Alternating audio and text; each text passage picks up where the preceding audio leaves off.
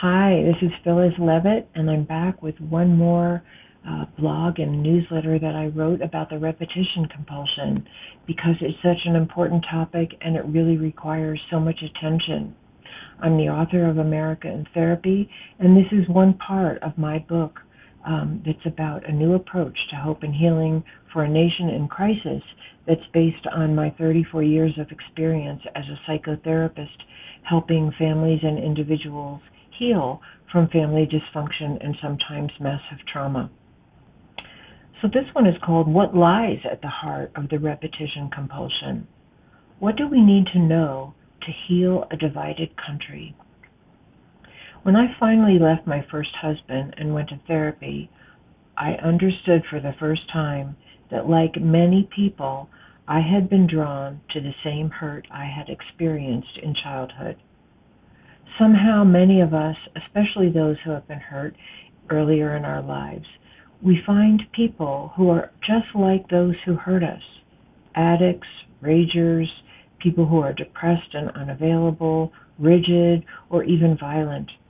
And we tend to respond to them through our conditioning in the same ways we learn to cope with people who hurt us in our childhood. Attractions of this kind are usually completely unconscious. And what is unconscious, we now know, can exert a stronger pull on our behavior and choices than anything we might think we want or think we need in the present. So why aren't we naturally repelled by what hurt us in the past? Why don't we crave and seek out the opposite in our partners, friends, and others? And certainly some people do, but many don't. We do crave the opposite. We do crave love and safety. We just don't always know what part of us is running the show of our attractions. It wasn't until I did a lot of work on my own early wounding that I was able to break the unconscious pattern I was in and find a partner who was available, loving, and kind. So what do we know now about the repetition compulsion? Here are three of the underlying psychological principles that drive our unconscious choices when we have been mistreated and have not had a chance to be rescued or get help to recover. The first one is, we behave as if we were given a part in a play and we just keep playing it over and over and over.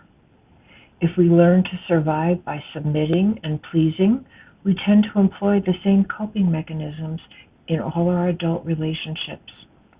If we learn to survive by becoming dominating and aggressive, we will likely need to be one up in relationship, and we will be drawn to people we can control. The second factor, we're drawn to people like those who hurt us because we're still trying to get love from those who didn't love us well, or even maybe didn't love us at all in the past. And the third factor, unconsciously, a passive person may be trying to absorb assertiveness from someone who is forceful, and an aggressive person may be trying to absorb gentleness from a less dominating partner. However, our early conditioning is imprinted deep in our unconscious, and it becomes the blueprint for our relationships. We don't often play new parts or make healthier choices without unearthing and healing the wounds that created our dysfunctional patterns in the first place.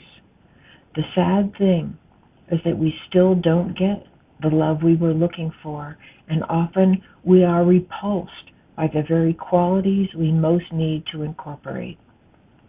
To the extent we were hurt by a misuse of power, we tend to be either more passive or on a continuum to helplessness, or more aggressive on a continuum to violence and abuse.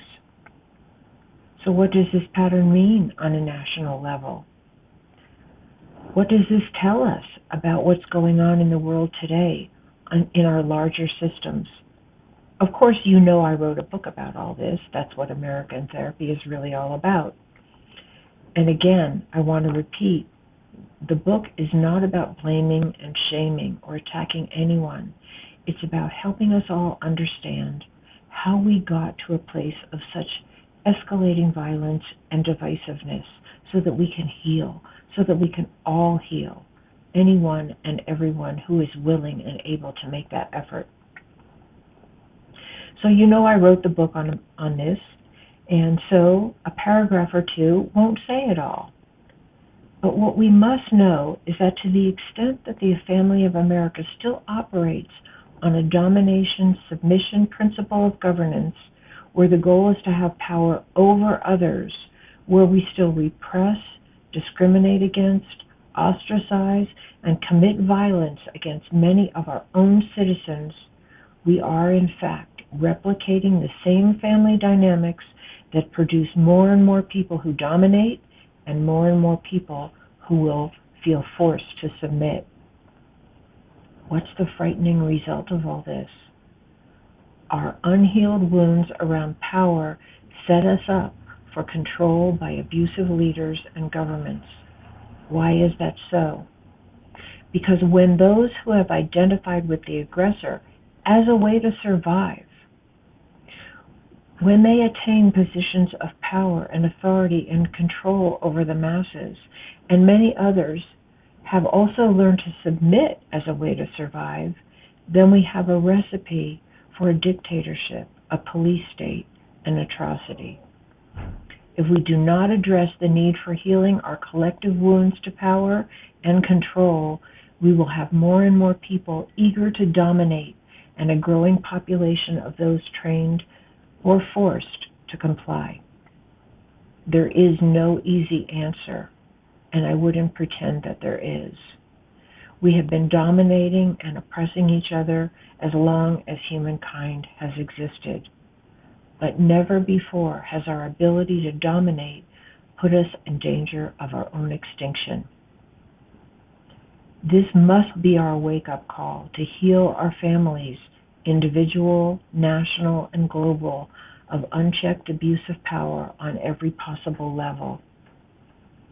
I have never, in all my experience as a psychotherapist, seen it happen that when someone heals from hurtful conditioning, that they become more aggressive or violent or more passive and easily controlled.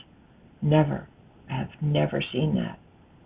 Healing inevitably leads to a balance between caring assertiveness and empowered love.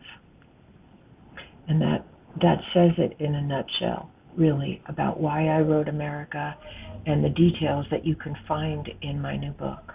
So please check it out. Feel free to go to my website and read more about my book and my work, www.phyllislevitt.com. And thank you so much for listening and joining, and I'd love any feedback or comments or questions you have. Thank you.